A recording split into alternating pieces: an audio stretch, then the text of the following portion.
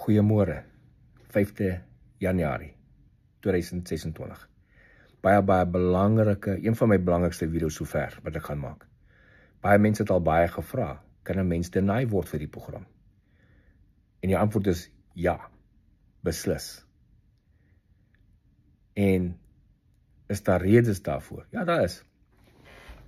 So, watter tipe redes? Wat kan veroorsaak dat ons deny word vir die program? Nou, ek wil twee goed hanteer, twee gevalle wat nou op rekord is.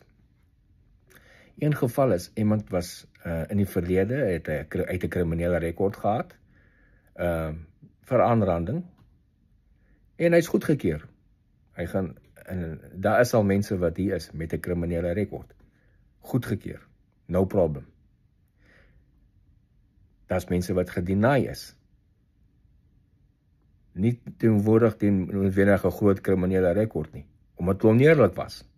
Hulle het dit nie uitgesit nie, hulle het nie gestipuleer nie, hulle was oneerlik op hulle aansoek. As jy oneerlik op jou aansoek gaan wees, gaan hulle jou deny. Dit is so maklik soos dit. En moenie goed probeer verduister of wegsteek nie. As jy byvoorbeeld 'n kriminele rekord gehad het en is nou ge-expunge of wat jy dit wil noem, dit is legally van die boeke afgehaal, jy moet dit nog steeds bekend maak. Hulle gaan dit weet. Ek weet van 'n geval waar mense 'n vraag gevra is binne in hulle interview, hoekom het jy in 1999 nie jou skuld betaal nie? En dit is nie 'n vraag wat iewers opgekom het in die aansoek of so iets nie. Dit is 'n vraag wat hulle opgetel het met jou background check. Hoekom het jy nie in 1999 jou skuld betaal nie? Dis wat se goed hulle kyk en background check hulle doen. So, hier's my raad vir jou vandag. Moenie oneerlik wees op enige aansoek nie, so maklik soos dit.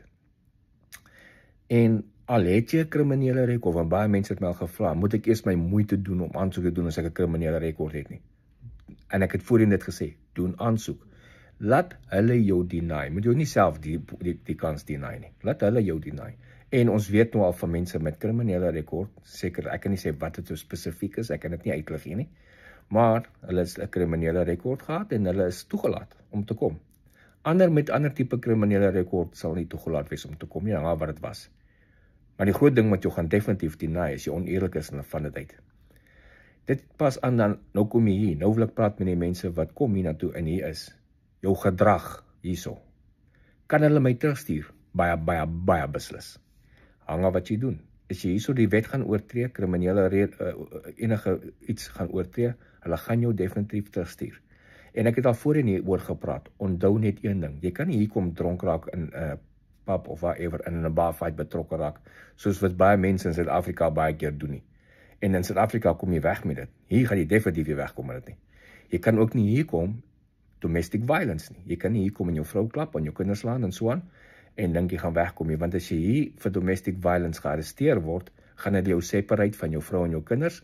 Hulle gaan jou deport en jou vrou en jou kinders gaan hier agterbly. Dis hoe maklik dit is.